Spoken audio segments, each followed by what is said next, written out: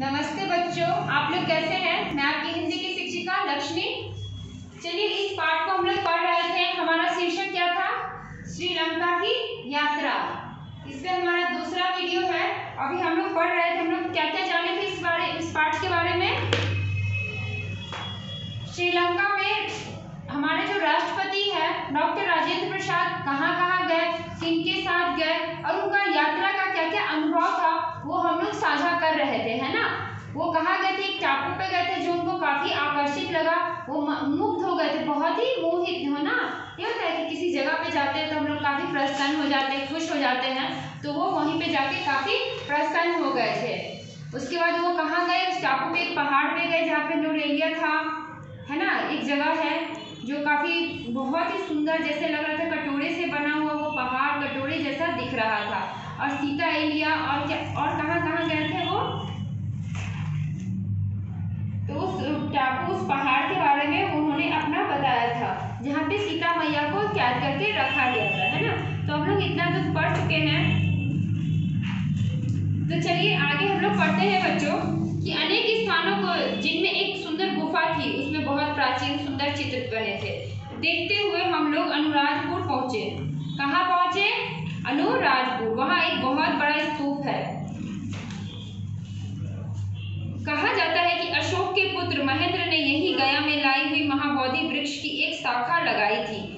हम लोग इसके बारे में जब इस पाठ को हम लोग पढ़ रहे थे, हम लोग इतिहास से भी बच्चों परिचित होते हैं कि कहा जाता है, मतलब माना जाता है, बहुत सारे ऐसे जो चर्चित जगह है तो हम लोग वहाँ जाते हैं तो हम लोग को सुनने में आता है ना कि कहा जाता है कि ऐसा कुछ हुआ था, है ना। तो वहीं पे बताया गया है कि महाबोधि वृक्ष की एक शाखा लगाई गई थी। वहाँ पे वृक्ष की एक शाखा लगाई गई थी।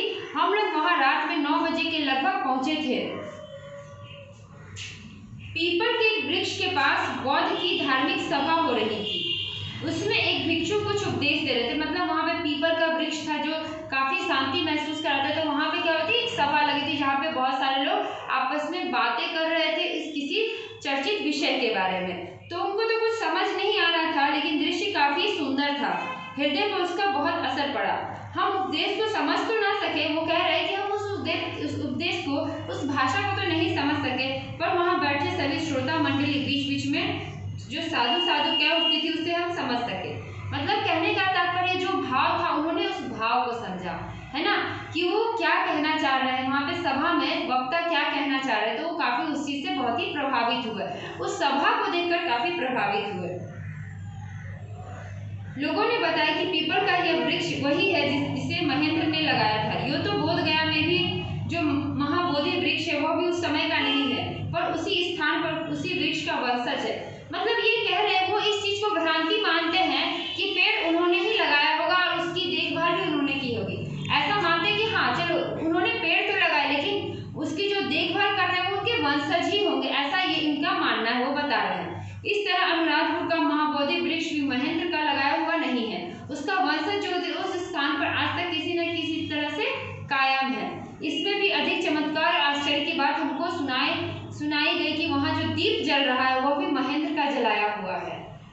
तो ये चीज, इस भ्रांति को ये नहीं मानते राजेंद्र प्रसाद जी। वो कह रहे हैं कि भले पेड़ उन्होंने ही लगाया होगा, मैं इस बात को मानता हूँ, लेकिन उसकी देखभाल उनके वंशज ही कर रहे हैं। और उससे भी ज्यादा भ्रांति एक और उन्होंने सुनी कि जो दीपक जल रहा है वो महेंद्र के द्वारा ही जलाया गया है। तो वो बोल रहे कि ऐसा नहीं हो सकता। उस समय से आज तक यदि कभी बुझा नहीं, बौद्ध ने उसे 2200-2300 वर्षों से बराबर जलाए रखा है। यदि यह सच है तो दुनिया में ऐसी कोई दूसरी अग्नि शिखा नहीं मिलेगी जो 2000 वर्षों से भी ज्यादा समय से बराबर जलती आ रही हो। वो कह रहे हैं ये बात सही है कि अगर ऐसी सत्यता है तो इससे बड़ा और कुछ सच हो ही नहीं सकता है दुनिया में कि वो दीप कभी बुझा ही नहीं। तो श्रीलंका की यात्रा समाप्त करके हम लोग रामेश्वरम लौटे, जहाँ पे वह परिवार को छोड़ के गए थे।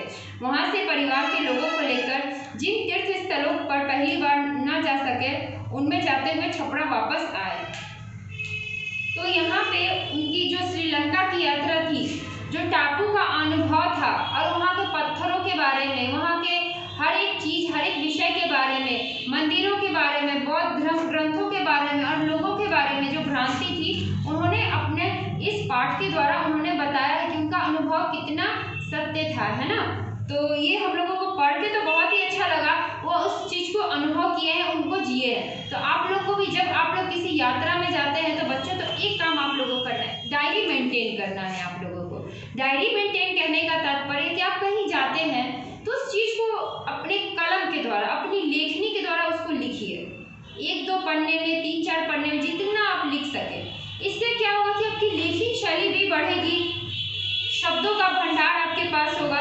ये सब पढ़ने का तात्पर्य बस एक ही होता है कि आप इसको कितना अपने अंदर ढाल रहे हैं, कितना मजबूत बन रहे हैं शब्दों के माध्यम से, है ना। शब्द भंडार आपके पास होना चाहिए। मैं हमेशा बोलती, इसीलिए इस पाठ को मैं पढ़ती हूँ, इसको आप लोग सुनेंगे तो एक एक शब्द, कुछ नया शब्द आप लोगों को अच्छा लगे, जो प्रभावित करे, आप लोग उसको अंदर संभालें और याद रखें हमेशा, ठीक है। तो पर्यटन के प्रति रुचि उत्पन्न करना, आनंद की प्राप्ति, नवीन संस्कृति स्थलों से परिचित। तो 3 चीज के बारे में हम लोग यहाँ जाने, ऐतिहासिक स्थानों से परिचित हुए, आनंद की प्राप्ति हुई कि उनका अनुभव कैसा था। जैसे कि हम लोग कहीं जाते तो कोई कहते हैं कि ये सबसे ऐसा ही है, वैसा ही बना हुआ है कि नहीं। तो हम लोग क्या बोलते हैं, कोई बोलते हैं कोई चीज़ को सत्य मानते, कोई गलत मानता है। तो वो अनुभव भी उन्होंने हम लोगों को बताया है। तो ये अनुभव आप लोगों को भी लिखना है जब आप किसी यात्रा पे जा रहे हैं, अपने परिवार के साथ, अपने मित्र के साथ, अपने स्कूल के मित्रों के साथ जा रहे हैं, तो ये भी एक अलग सा अनुभव होता है। तो इसको आप लोगों को लिखना जरूर चाहिए। मैं बस बताई हूँ, अगर आप कर सकते हैं तो बेशक जरूर कीजिए। तो इसके प्रश्न उत्तर जो भी है आप लोग अच्छे से देख लीजिएगा बच्चों। जहाँ पे आप लोगों को कठिनाई लगे आप लोग मुझे बताइएगा, ठीक है बच्चों। धन्यवाद।